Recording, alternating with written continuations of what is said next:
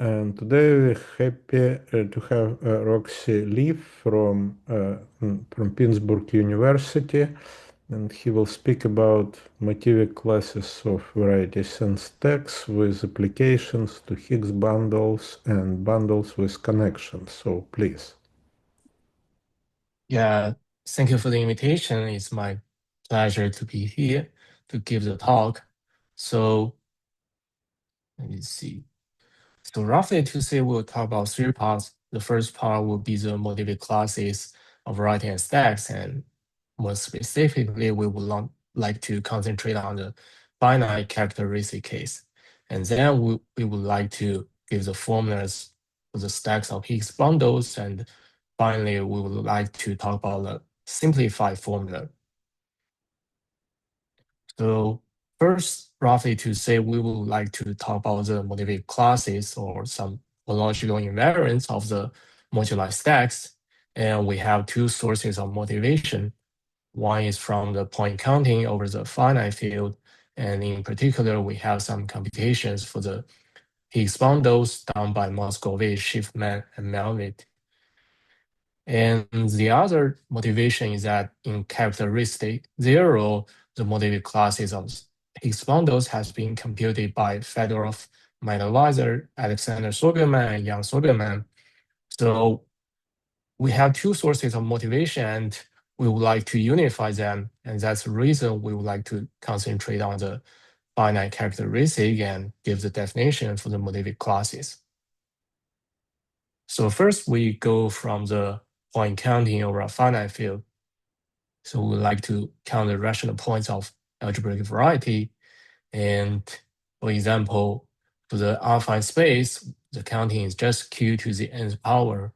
And for the projective space, we know the projective space either we can regard this as a disjoint union of AI.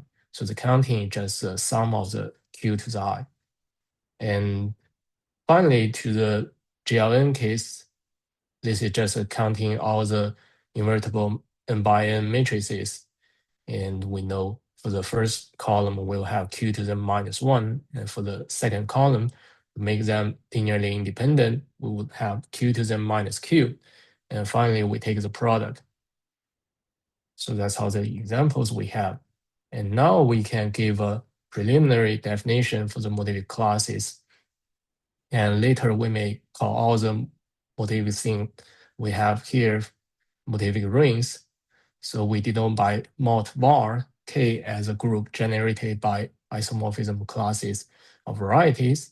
And we modular the following Sitter relation. So we can give a ring structure for that. And we can also give a unit. And we can remark that actually people usually also call this the Grothendieck ring of varieties. And we would like to call this a Motivic ring because this is a preliminary definition, and in finite characteristic, we would add one more relation for that.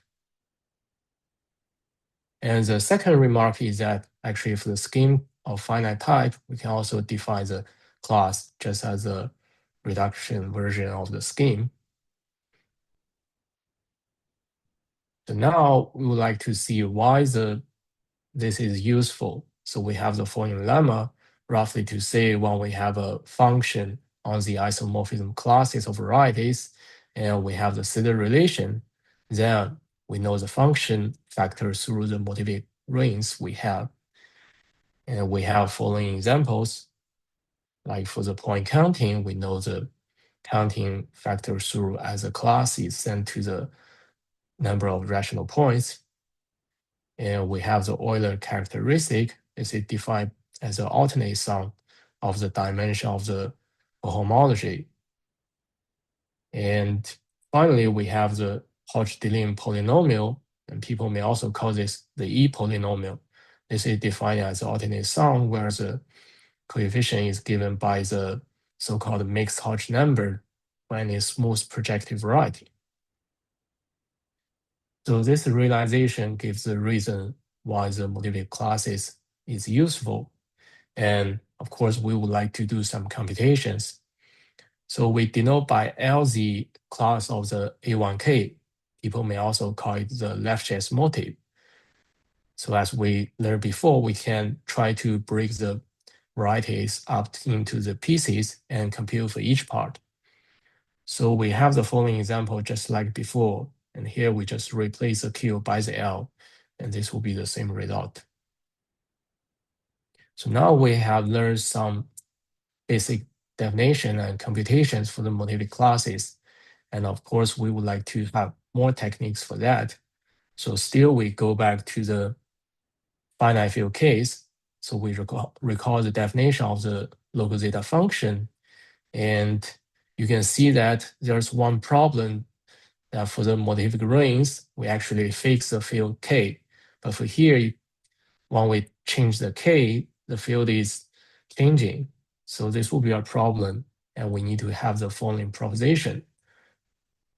So by this proposition, we can also write the local zeta function as a power series where the coefficient is just a counting of the symmetric product.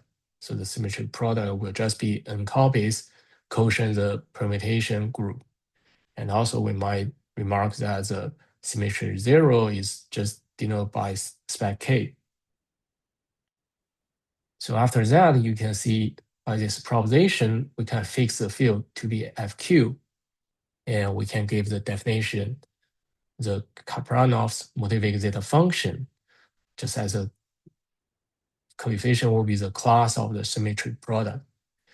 And in particular, when we have a finite field, of course, we can just use the counting measure we had before to send the class to the counting, and we will just obtain the local zeta function. So here we might give a remark that the difference between the local zeta function and Motivic ones, that for the local zeta function, it is always rational. But for the Motivic case, Kapranov proved that for the curve case, this is always rational. But in general, it is not true, and this is proved by Larsen and Lons. So after this Motivic zeta function, we would like to go back to the definition of the Motivic ring. So all the other things will be the same, and this will be in particular for the finite characteristic case. We add the second relation that when we have a surjective and universally injective morphism between two varieties, we will have the same class, and the universally injective just means injective after the base change. So we add this relation, and of course we need to explain this.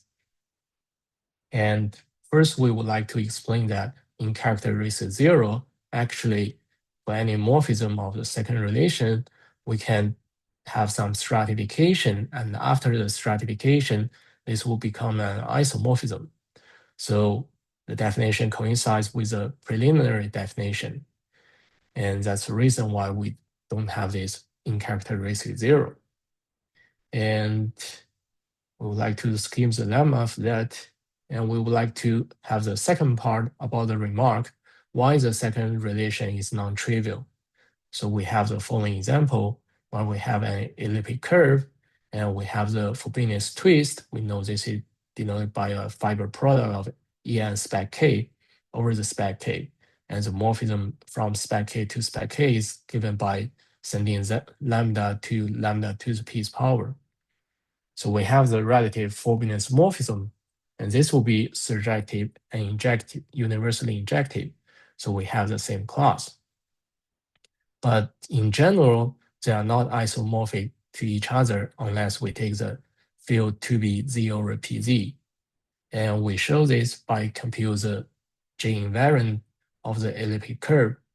So the J invariant is given by the following formula, and we can show that the J invariant of the Frobenius twist is just a piece power of the J invariant of the original elliptic curve. So of course, unless we have the K to be 0 PZ, they are not the same number. So that means the elliptic curve will not be isomorphic. So now we so your kind of a version of the Motivic ring is just that you impose additional relations on the isomorphism classes. Yeah, it's a quotient of the old one. Sorry, this is the. Yeah, that's Sorry. what I'm Mhm. asking. Yeah, So you impose this condition too. So then is your new ring is a quotient just by this relation? This is it, or it's yeah. something? We just quotient this relation. Okay.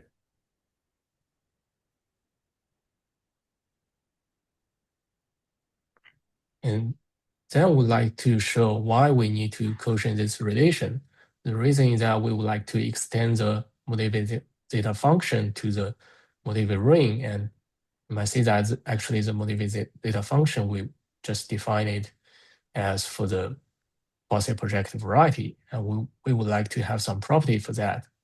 So to compute for this, of course, we need to relate the symmetric product of X and any closed subvariety Z inside that. So So I'm we a have bit the bit confused. So what mhm. do you mean you want to extend it, or do you denote this mod var? It's a new Motivic ring or the old one? Because the old one was already defined. Yeah, yeah. Maybe we should say that we would like to extend the properties for the Motivic zeta function. So we would like to have the same properties just as in characteristic zero. Uh, okay, but I don't remember this Kapranov's definition. Is it only in characteristic zero case? I think Yeah, his I think definition, it's I don't see why it should be in characteristic zero. You take yeah, I just think we can motif of the also define symmetric. it. Mhm. No, I don't see why, what is specific. Actually, it's in one of your slides, on slide 8, whatever. Yeah, maybe I Um, should explain that actually, uh, what we are trying to do is to have the following proposition in finite characteristic, and some computations here need to force to have the second relation to quotient uh, the surjective and okay, universal injective. so you want not just to extend, but it's already defined. You want to have some properties which you Yeah, you say, mm, okay, all right, okay, and you say in finite characteristic it's not true. Yeah, okay. yeah. So, So in the finite characteristic case, and with your secondary condition, the mhm. isogeny will give equal motivic class or not. And you give a Frobenius twist that gives Mhm. the same, giving the same Yeah, class. yeah, because there's a surjective and universally injective morphism between them. So Mhm. we will have the same class. So what I'm thinking is like a Frobenius kernel of a group, for example, reduced, that's only one single point over a field. So those will be counted as just the same thing as a one single point.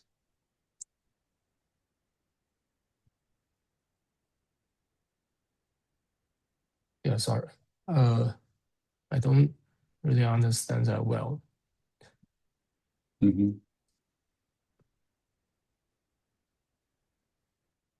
Do you mean what kind of relation we would like to have?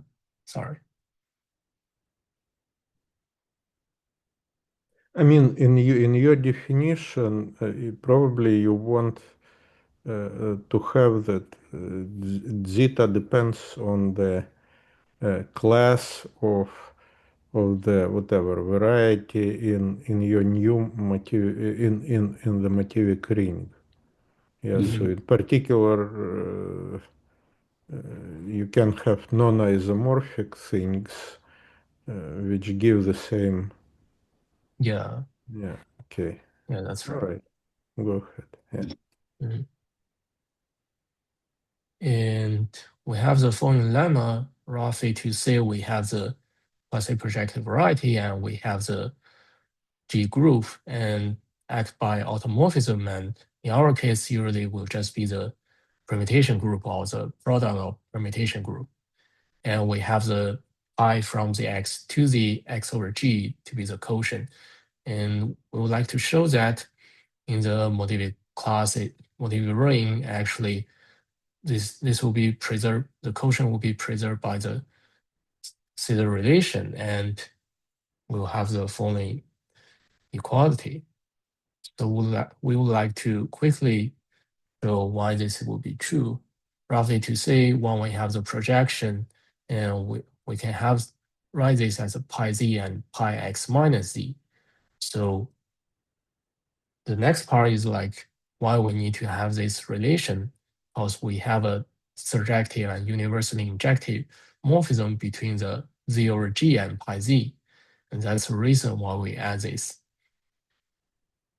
And for the second part, actually, the x minus z over g is isomorphic to pi x minus z. So this will be automatic. And finally, we show the lemma. And with this lemma, we can extend the property just like in characteristic 0. So we have the following proposition. This is proved by Larsen Lance and Totaro in characteristic 0, and Mustata proved the first part in finite characteristic. So when we have a quasi-parametric variety for the Motivic zeta function, the first property is just like the serial relation we have, but for here we have a product. And the second one is like when we have a trivial vector bundle, we can take the fiber inside to be the coefficient of the T.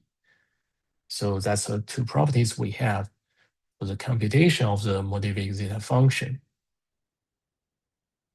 And after that, we can try to extend more to talk about the counting of the stacks.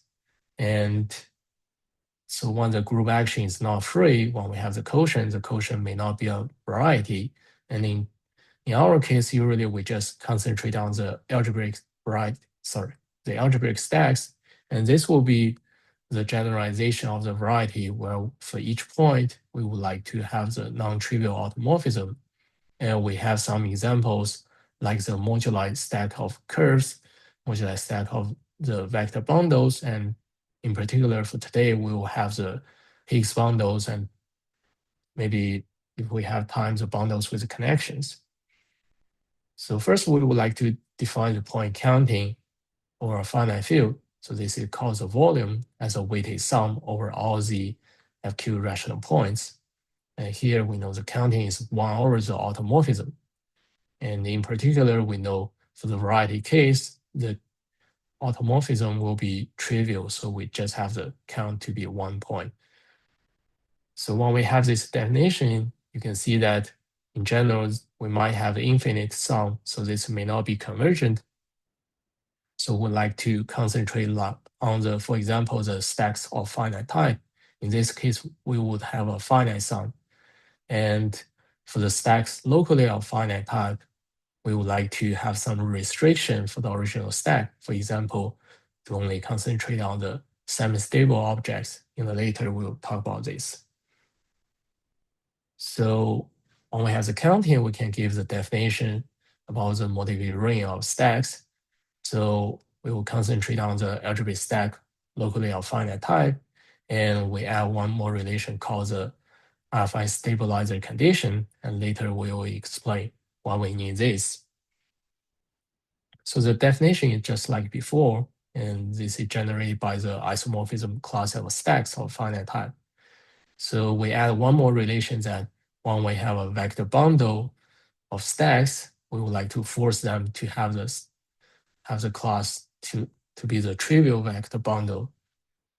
And first, we would like to explain why this relation is non-trivial.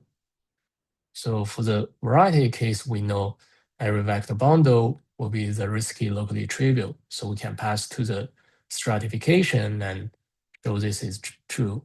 But for the stack case, actually, we have the following counterexample. So this vector bundle will be locally trivial in the smooth topology. So that will be a problem. And we would like to force the vector bundle, like in this case, to to be locally trivial because later we would like to extend the Motivic zeta function to have some similar properties. So that's for the third relation. And then we need to explain the affine stabilizer condition. And roughly to say the affine stabilizer condition means that we have a stratification of the stack by the global quotient of the x over GLN. So we have the following proposition by Krish. And roughly to say for the first part, when we have a stack, we can have a stratification by quotient stack. And then for the quotient stack, we can continue for that to have a stratification of the form xi over the GLNI. So now we know if we would like to compute the Motivic classes of stacks, it suffices to know how to compute the quotient stack of the form like x over GLN. So now we would like to have the following lemma. And the first one is just like in the mod K will just be the Motivic ring of stacks. And we have the similar computation, same computation as in the variety case. And in particular, we want to emphasize for the second part, when we have the class of the quotient, actually this is the quotient of the class. So now we know if we want to compute the Motivic ring of stacks, we just need to invert all the factor of the GLN class. So we have the relation to bridge the two Motivic rings. The theorem is proved by Poland and Ekdal in characteristic 0, and we prove this in finite characteristic. So we have the isomorphism between the Motivic ring of variety and stacks, and just by invert all the factor of the class of GLN. So we invert the L and invert L to the I minus again, 1. what is in the right-hand side? I somehow missed you change your slide too quickly. So it's your Motivic varieties, it's a quotient of what we all know by an additional relations, yeah, which is trivial in the case of characteristic 0. But what's in the right-hand side? What is mod K? Yeah, this is a Motivic ring of stacks, and by this lemma, by the thing we had before, we know all the stack we consider locally can be written as x over GLN. And by the second lemma, we know actually this can be written as a variety of scheme quotient of GLN. Okay. Yeah, so we just need to invert all the factor of the GLN. Okay. All right. And after that, we may also see that we have the completed ring. And this is a completion with respect to this filtration that we take all the subgroup generated by the class of stacks of dimension smaller than -m. And in particular, you can see that if we have the L to the minus n, and when we take the n goes to infinity, we know this finally convergent to 0. So that's all we have for the Motivic rings, and we'd like to see one more thing, and this will later be useful for the simplified formula. So we have the definition of the pre-lambda ring as a homomorphism, and we will not go into the details roughly. We just want to say that actually what we have seen before, the Motivic zeta function will be a pre-lambda ring because we can write this at 1 plus g times the class of x plus d squared times all the many things. And so we don't know whether so the Motivic zeta function is not a lambda ring, and later we might want to have the opposite version. And in general, we don't know whether this is a pre-lambda ring, so we would like to have the definition of the lambda ring. Sorry, we don't know whether this will be a lambda ring, so we would like to extend for that, and we give the definition. We have some relation about the lambda n, and we only want to emphasize that the lambda 1 will be 1 plus t. So next we have the following theorem. This is proved by FSS in characteristic 0, and we prove this infinite characteristic. So for the completed ring, we have a pre-lambda ring structure, and in particular for any quasi-projective variety, this is defined by the Motivic zeta function. We take the minus t, and we take the 1 over that. And of course, we would like to explain why we define it in this way. Actually, we know the Motivic zeta function is also a pre-lambda ring structure, but later we would like to extend this to the lambda ring structure. And we know that when we go back to the definition, we force the lambda 1 to be 1 plus t. But in our case, you can see that the Motivic zeta function will be 1 plus t and plus t squared and plus anything later. So we cannot extend to that. So we define this as like the opposite pre-lambda ring structure. And for this one, we have the lambda 1 to be 1 plus t. So that's the reason why we define it this way. And as we said before, we don't know whether this is a lambda ring structure. So we just define the universal lambda ring quotient just to quotient all the relations to make the multi-lambda ring to be a lambda ring. And this will be useful later, but for now we'll just go back. Sorry. First, we need to talk about the counting measure. And we roughly to say we would like to show that actually we have the counting measure factor through the lambda ring quotient. So first we have the ring morphism. People may also call it counting measure from the Motivic class of stacks to the Q. And for every finite type stack here, we can send the class to the counting. And now if we want to define this for the lambda ring quotient, we define the image as a composition when we send the original stack class of stacks to the multi-lambda ring, the lambda ring quotient. And then we have the Fourier theorem that actually the counting factor through the lambda ring quotient, and in particular for every stack here, we can send the class to the counting over the finite field. So we would like to have two remarks. The first remark is that actually you can see here, if we have two stacks and they have the same class, then after the counting measure, we will have the same, or for the stack, maybe we see the volume of the root point. Or for the variety, we have the counting of the rational points. And the second remark is that to prove this theorem, actually we need to use some eta realization in the proof. And in particular, we will use the Lefschetz trace formula for that. So now we go back to the Motivic zeta function. Actually, this theorem is... I have a quick question Yes. on the previous page. Yes, so is this extension to the lambda completion, lambda ring completion, is only for the C-valued Motivic measure, or can that be even go to more general?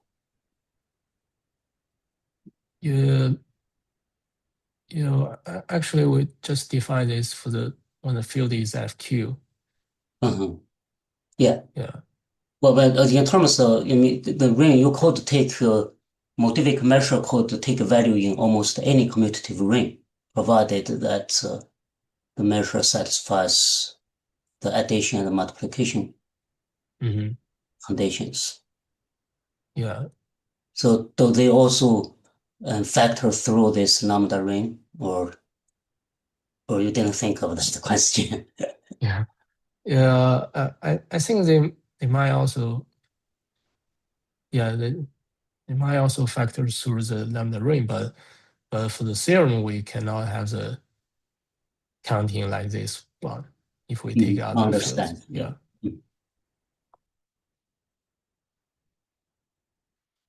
Yes. Oh.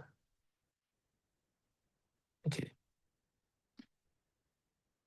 So now we would like to have the Motivic zeta function for the, of course, first to the Motivic ring of stacks and then to the completion.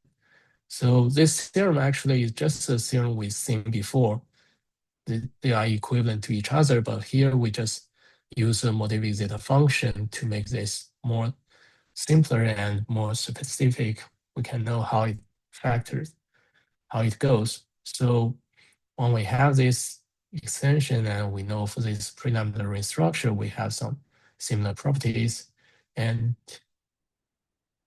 in particular, more precisely, when we have any class here, can be written as a limit, and we can define the extended the Motivic zeta function as a limit of the quotient. So we can explicitly give them. And after that, we would like to have the so-called Platist exponent, and this will be very powerful techniques. And rather to say for the right-hand side, we would like to have some product of the zeta function, and this can be written as x of some series. So this will be an isomorphism of abelian groups. So we can define the inverse of the Platist logarithm, and this will be useful for the final formula. So now to continue for this, we can have the so-called power structure. And first we give the definition. So we define the following symbol, az to the m's power, as a following formula. We use the x1 log. This is general for any prelambda ring. And you can see that this will be more like a geometric formula, more like a combinatorial formula. And we would like to show that actually, first, this will be a power structure. We'll not go into the definitions, but roughly to say that it has some properties just like the power. And then we have the following theorem that we have a geometric interpretation of this combinatorial formula.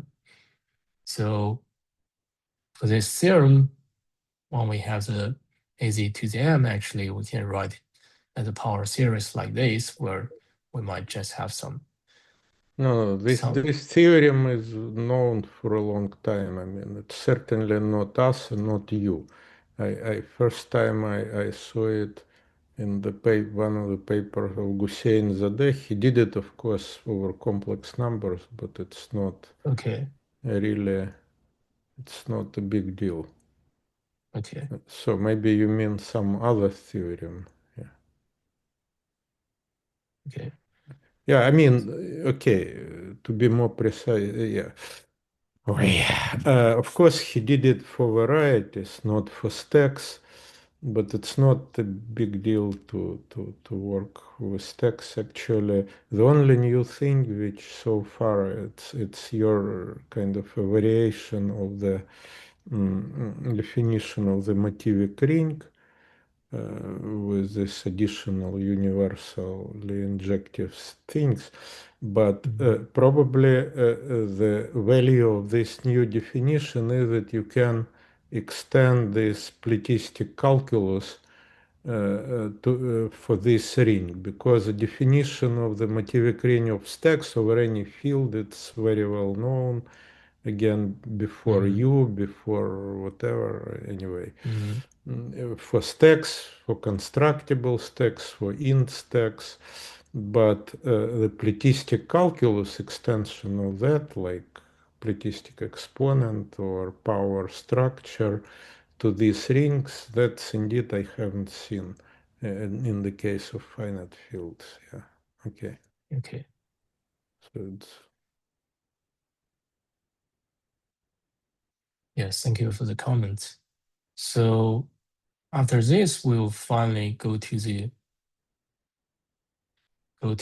Higgs bundles. So usually we always fix a smooth projective geometrically connected curve, and we have the definition for the Higgs bundles as a pair, where we have a vector bundle and linear morphism. So the rank and degree of the Higgs bundles is just the rank and degree of the vector bundle. And we denote by Higgs RD as a corresponding moduli stack.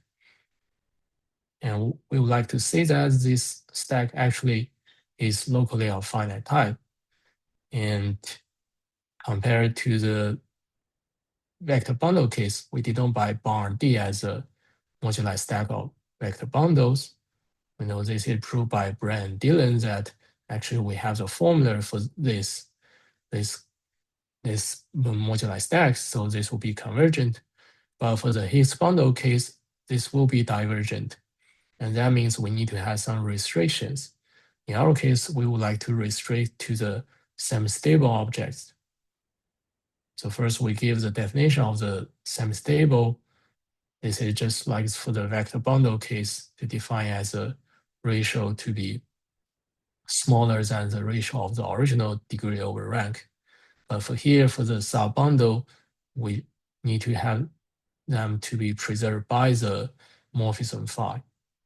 And this will be an open condition compatible with field extensions. So we can give the definition of the open substack of semi-stable Higgs bundles. And this open substack will be of finite type. And that means we can try to give the formula for the Motivic classes. So after that, we would like to go through several steps to the final formula. So first, we just give the notations for the stacks of vector bundles and with a fixed rank and degree. So we want to have an open substack inside here to be denoted by bond plus, where for each vector bundle here, there's no surjective morphism of vector bundles e to the f such that the degree of f will be negative. And we call this vector bundle HN non-negative. So in general, this just comes from the Harden-Riemann filtration for the vector bundles. But in our case, we just restrict to the most simple case when we only have a bond plus. So after that, we would like to go for the following proposition. So we want to relate the HN non-negative bundles with endomorphism and the bundles with nilpotent endomorphism. So that's a part of where we use the power structures. So we have the following proposition, and for the left-hand side, we have the N plus, and for the right-hand side, we have the bundles with nilpotent endomorphism. And finally, we can show that this class is related to the class of the semi-stable Higgs bundles, and we have the final formula. So this is proved by FSS in characteristic 0, and we prove this in finite characteristic.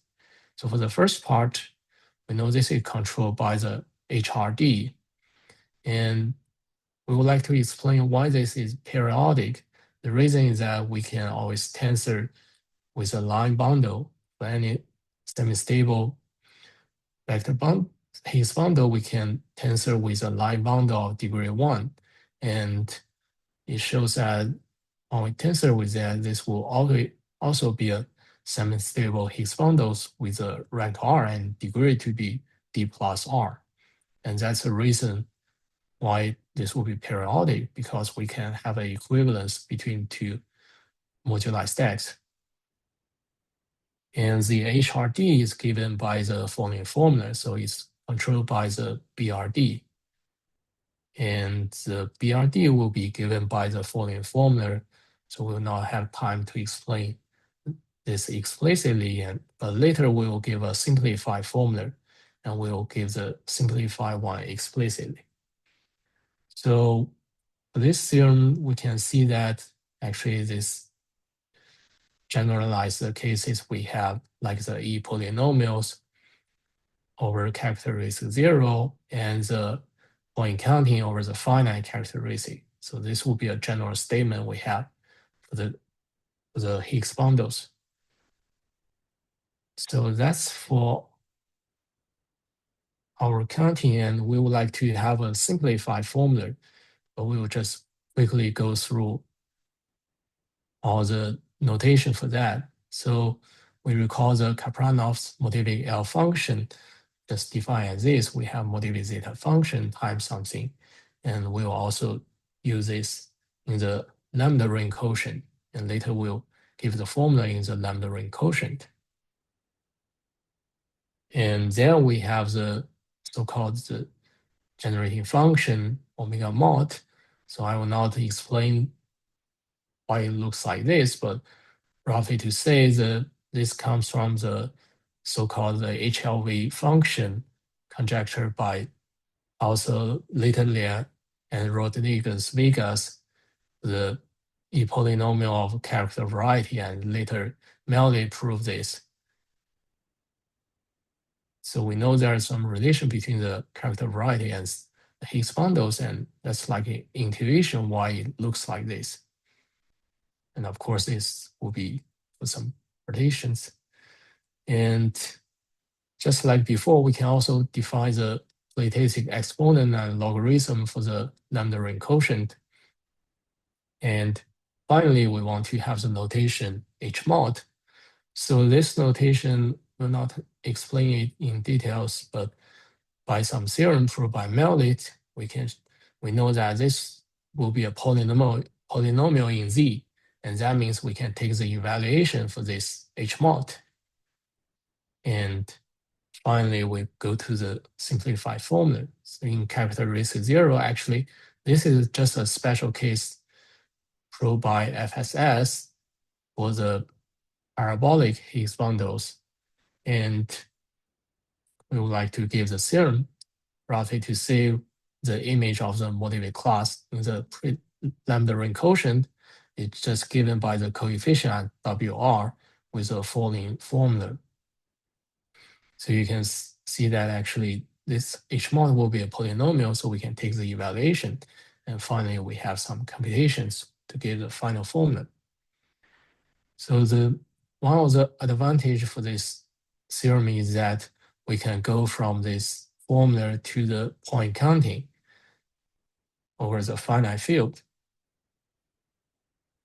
So we'll just quickly go through the something notations we have for the finite fields. So this can be found in the literature, like in the Schiffman's or Melli's paper. We will only just quickly go through that. So we denote by Rg the ring of invariants, and just compared to the Motivic case, this just like correspond to the Motivic ring of varieties. And then we have the Kg defined as a localization. This is just like the Motivic ring of stacks, where we just invert the q to the I minus 1. And we define a universal L function. So this just like the Motivic L function we have. And we have the evaluation morphism from Kg to Q. This is just like the quantity measure we had before. And now we can send the L function, universal L function, to the L function like this as a counting. And we have the omega universal just like before, but we just replace the Q, replace the L by the Q. And similarly, we can also define the lattice exponent and logarithm for the Kg, and we have the H universal. So finally, we would like to give the counting formula. This will be very similar to the non-puncture case proved by Mellit. However, we can give this result from our Motivic statement. So we have the following theorem. The volume is just the image under the evaluation map as given by the coefficient at WR. So you can see this was just very similar to the formula we had before. And so that's for the counting formula we have. And we still have some time, so maybe I can try to quickly go through the future work we have. So we would like to have the... Yes. As for me, I'm more interested to see what's going on in bundles with connection, because you know, for Higgs, I haven't seen any new formula. You have definition which is slightly more general, but basically you use the same techniques just in a slightly different way. That's fine. But for bundles with connections, you should use at least one new theorem because Yeah. if you are over finite field of finite characteristic, you should have, I don't know, analog of the Andre Weil result that every indecomposable summand has a degree 0. I mean, if bundle admits. So that's characteristic should appear somewhere. So far, Yeah. it has not appeared. So maybe you'll tell about that portion. Yeah, sure. Yeah. So in the future, we would like to first prove the so-called Hua's formula. So we denote by all the stack of bundles the automorphism. This will be the inertia stack for that, and we have some notation for them. For example, we have the geometrically indecomposable vector bundles with an automorphism. So the following conjecture actually we have some conjecture as for the so-called Hua's formula, because this will be long time ago for the quiver representation between the Euro one and the geometrically indecomposable quiver representations. So we'd like to find some similar thing here. And we have the following conjecture, and this hasn't been proved in characteristic 0. For here, we need to trivialize the PGL tensor. So we have the conjecture for the bundles with automorphism. It can be given as this. So we relate the bundles, general vector bundles with automorphism, and the geometrically indecomposable vector bundles with automorphism. So this will be Why it's new in characteristic 0? Basically, you know that every bundle is a direct sum of indecomposables, and what Hua did, he just kind of rearranged that generating function in a clever way.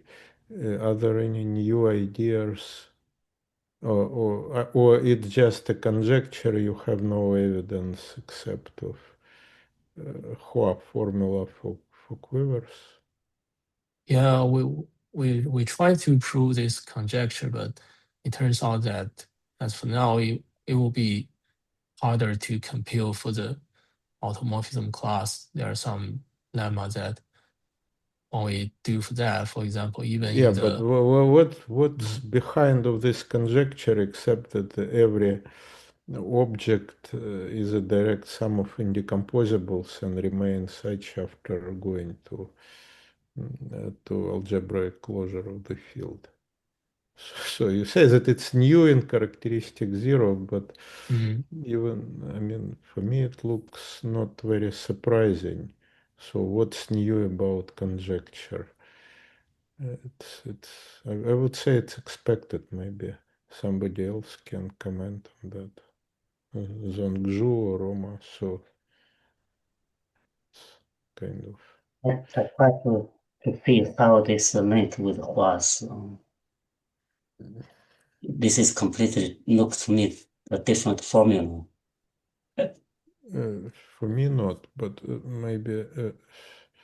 Okay, anyways, go ahead. Yeah, let's give him possibility to finish. So we go to the bundles with connection case. So just we give the definition. This will also be a pair where we have vector bundle and we have the k-linear morphism satisfying the Leibniz rule. And in characteristic 0, we know by Weil's theorem that any bundles with connection will have degree 0. And we have the following theorem proved by FSS that the class of the bundles with connection will be the same as a class of the semi-stable Higgs bundles of rank R and degree D. And this will be proved roughly to see by comparing the fiber for them when we send them to the vector bundle. And in finite characteristic, we will have some problem that we have the following lemma. So when we have a vector bundle with a connection, then the degree of the indecomposable component will be a multiple of the characteristic. So that means, for example, in characteristic P, the degree will be the p times d as a multiple. So that means for the bundles with connection, we have the degree to be n times p. So this will be very different compared to the characteristic zero case. And we denote by con RPD as a corresponding moduli stack. And when we have the degree to be like this, of course, they are not automatically semi-stable. So we would have to restrict to the substack of semi-stable Higgs bundles with connections. And finally, we give the conjecture formula that in finite characteristic, this is also periodic, and the CRPD will be given by the following formula. Just compared to the Higgs bundle case, we just replace the degree from the D to the P times D. And the BRD.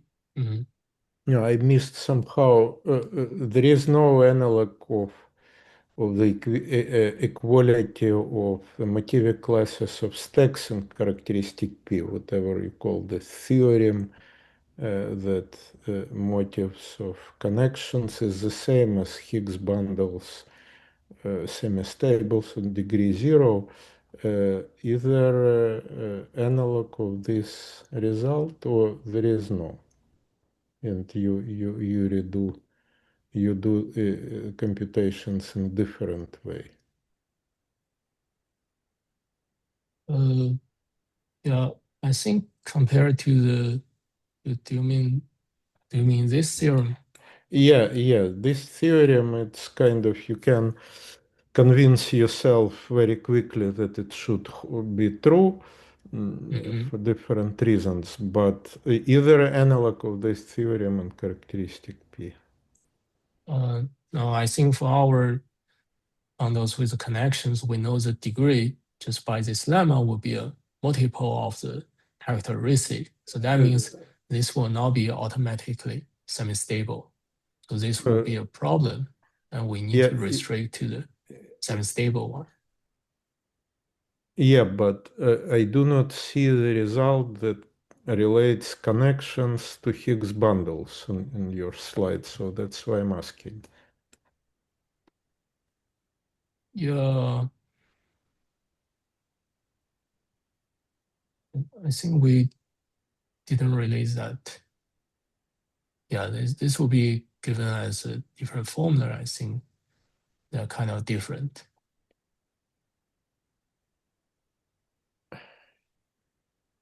All right, somehow.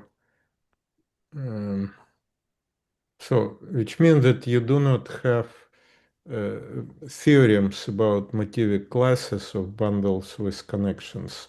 You have only conjectures, yeah? Yeah, we have the conjecture for the But class you do not have any formulas for that. In particular, I don't know. I mean, now it's a bit of discussion, but nevertheless,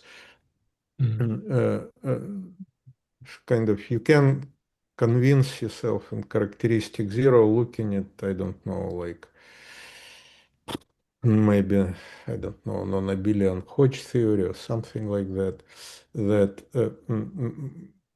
kind of motives of connections are related somehow to motives of Higgs bundles. Then, of course, you have to prove something, but anyway, at least there is a way to connect, and in characteristic P, your formula looks like, your conjectural formula looks like there is some relation of bundles with connections with Higgs bundles. Because the same kind of numbers, this BR with different indices, but nevertheless they do appear. So is there any evidence about the relation of stacks or Motivic classes of stacks of connections and Higgs bundles? How do you plan to approach this conjecture? As for now, we don't know how to find the relation between them. But to prove the conjecture, actually we need to use a Hua's formula for that. And when we use a Hua's formula, we can try to compute the bundles with connections. So that's like I the don't know. rough way for that. Yeah. Love formula, it's not enough, even in characteristic zero case, because you need to know something about semi-stable bundles. Yes. And in characteristic P, it's kind of pain in the neck, at least for me. So I do not really. No, I think this conjecture is proved modulo Hua's formula. I do not see why, because you need wall crossing for in characteristic zero. You need to derive the semi-stable portion from another wall crossing formula, which is not of Hua type. It's not product of the race of this indecomposable bundles, which are sum of indecomposables of the same slope. But you need for Higgs bundles also some formula, because these numbers BRD, they appear in characteristic zero. That's only case which you know. They appear when you use the wall crossing formulas for Higgs on the Higgs side, which are more serious. You use a projection from Higgs to bundles, and well, you know, Roma. Right, but this all works on characteristic P. So of course you also have to use it. No. That's not that simple. Is it? Let's see.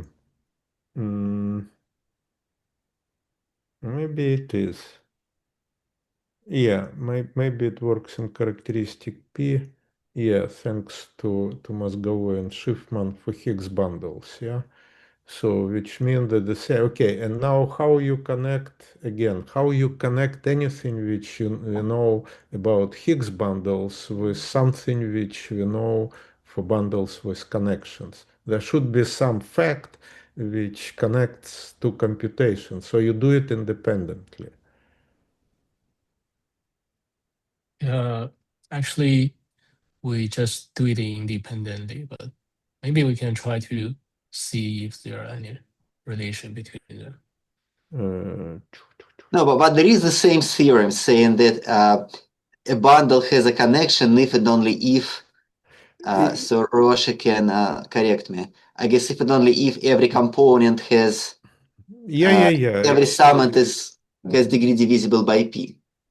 So yeah, it's that's quite okay. similar. It's okay. But this is something again. Then you use this Hua stuff, and but these numbers BRD, if I'm not mistaken, they were introduced in the context of Higgs bundles, at least on the slides. Why they have to do anything with bundles with connections? So that's. In your conjecture, they appear in the formula for the bundles with connections, but they were defined for Higgs bundles.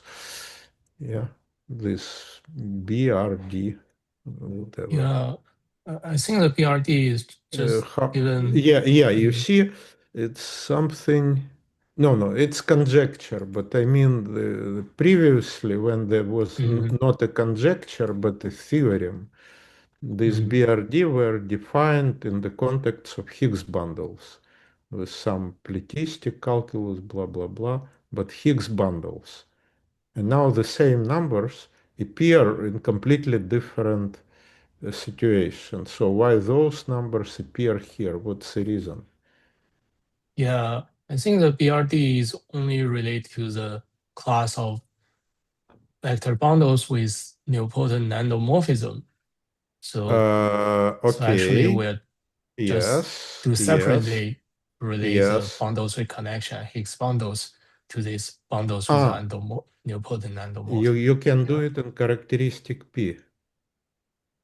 Yeah, I think we can do that. Well, if you can, that's good. That's good. It's something which I didn't know. Yeah. But if you don't, then I'm confused. Okay. Yeah. Good. Yeah, I believe it's already discussion. So,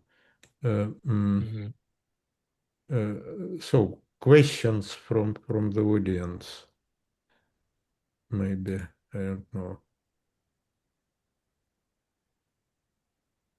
Yeah, for me, indeed, what you call the conjecture, it's a main thing in the talk, because I believe for the rest, if you change the definition of the Motivic ring so that the computation makes sense in the case of finite characteristic, then of course you just repeat this kind. But for bundles with connections, it's something. First of all, I didn't know this was lemma. That's okay, but it's not enough, because this was lemma gives you Hua type formula, and characteristic zero, we compare two type of formulas, one of Hua type and the other one it's our with Maximov, whoever, this wall crossing type with semi-stable. So, and this BRD, they appear when we compute Motivic classes of semi-stables. If I'm not, but if you can connect directly to bundles with nilpotent, are they really nilpotent, or well, I don't know, maybe the power of your endomorphism is a matrix with all coefficients which are divisible by p or something like that. Do you really connect bundles with connections to nilpotent pairs? Is there such a result? So I don't know. I remember, of course, I almost forgot our paper, but I remember that we related bundles with these nilpotent pairs, bundles with Higgs bundles. Because if you have a pair, nilpotent or not, you can multiply by canonical class. So people do it all the time. So you get Higgs bundle. But bundles with connection, it's something different. No, I don't know. Frankly speaking, I am confused on this part. So I don't. Yeah, but in our computation, we just relate the bundles with connection with the bundles with the endomorphism, and this will be related. Yeah, maybe. Yeah. I understand probably how. Yeah. But again, in characteristic P, I'm a bit confused. So why it is conjecture? Just because you think that you cannot prove Hua formula in characteristic P? Is it for you the only reason why it's a conjecture, not a theorem?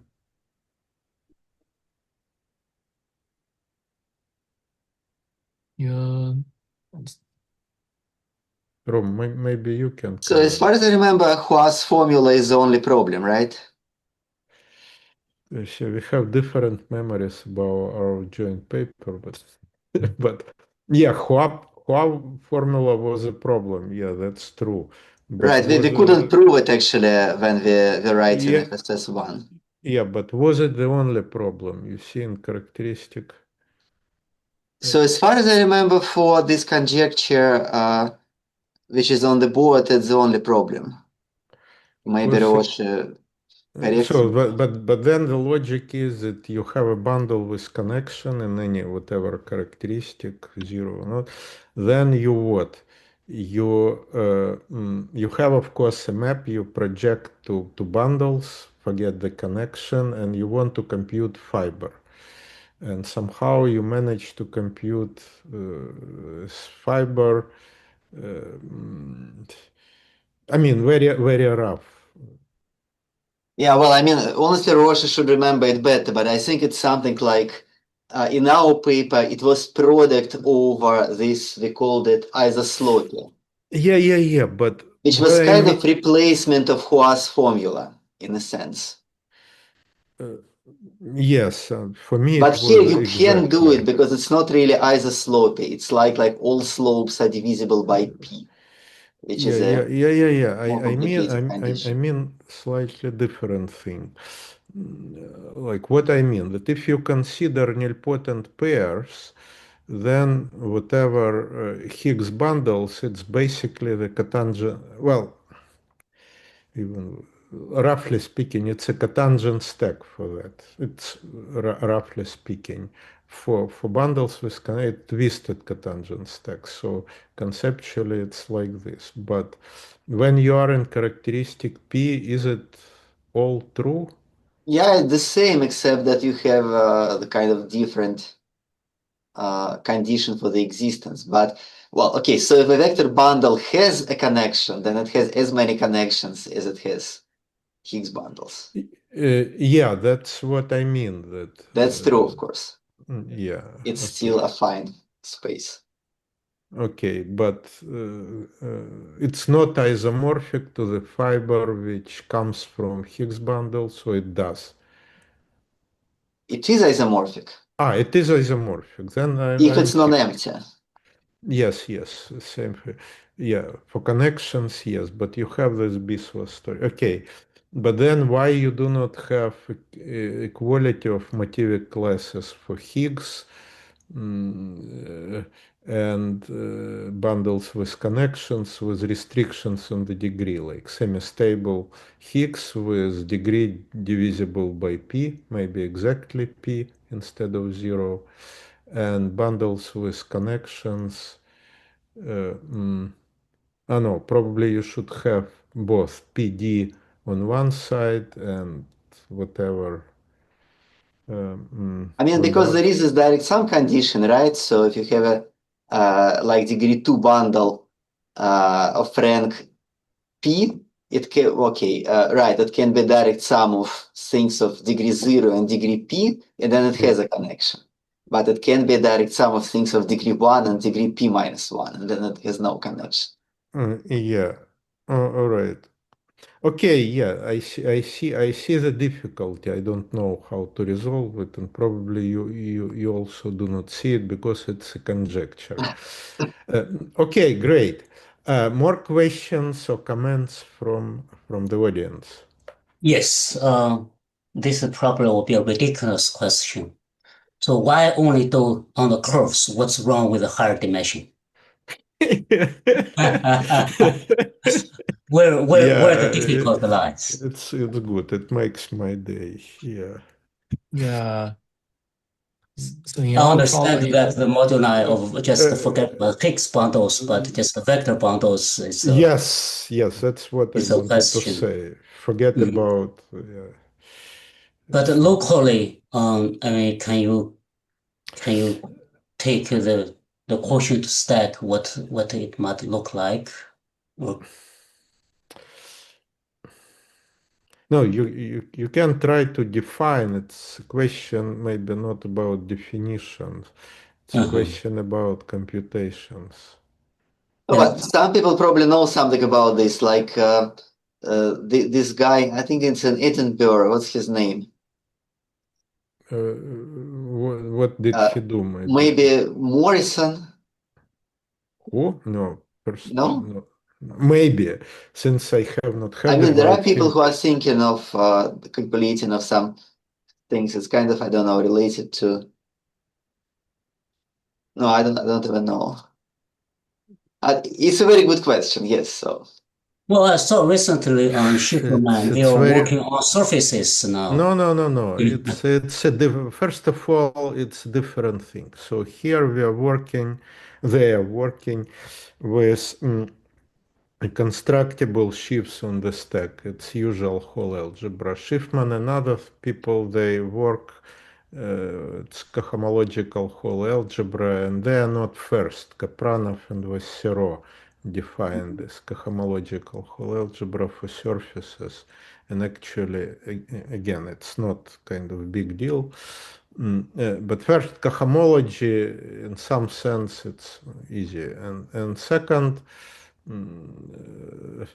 it's not about volumes of stacks, like, I don't know if you can count the number of points and you can compute cohomology. And if you do not have something like Weyl conjecture, so you can, it's completely two different problems. How you can count number of points with a finite field? You just count 1, 2, 3, 4, Yeah, and that's what I was thinking. it's not what it's a group of 5 people. Schiffman, Vassero, Diaconescu, Sala, Mhm. Porta. It's not what they did. They considered coherent sheaves. Actually, what they consider it's cohomology of stacks of coherent sheaves supported on no more than curves, no Ah, vector bundles there. Ah, still, Because so support is still on the curves. yeah, on the curves. Well, there are many results which, I mean, there are some results which true on the curves, but are not true on the surfaces. Like, I don't know, that every oh, yes. coherent shifts it a direct sum of a Yeah, vector bundle on that's the surface. definitely a plus for curve. And that small fact is used, and also, yeah, so that's it's very, for me it looks very difficult, but I don't know, maybe for other people. Okay, more questions? Well, thank you for the speaker. Did a good job. Give a nice Yes, talk. so yeah, you see, so that's it's not the first talk on this subject in this same seminar. It resembles a talk which Sasha gave years ago Mhm. in characteristic zero, and now you see it's a next generation. It's Now, I had all the dots connected. I remember at least 15, 15 years ago, you were talking about the characteristic zero, absolutely indecomposable representations. no, but it's different. It's not that I, old. yeah, that was about the Wass formula as well. Yeah. But anyway, the general kind of thingy that you want to compute volumes, Motivic volumes of certain stacks. And in some cases, you can do this. In some cases, you can conjecture. In some cases, you cannot even conjecture. All right, so more questions? If not, let's thank the speaker for an interesting talk and nice audience for the nice discussion. All right, and this is it for today. And next week we will have, I believe, a mini series. Yeah, that's Lina should remember that Yes, we it'll be will at 10 a.m.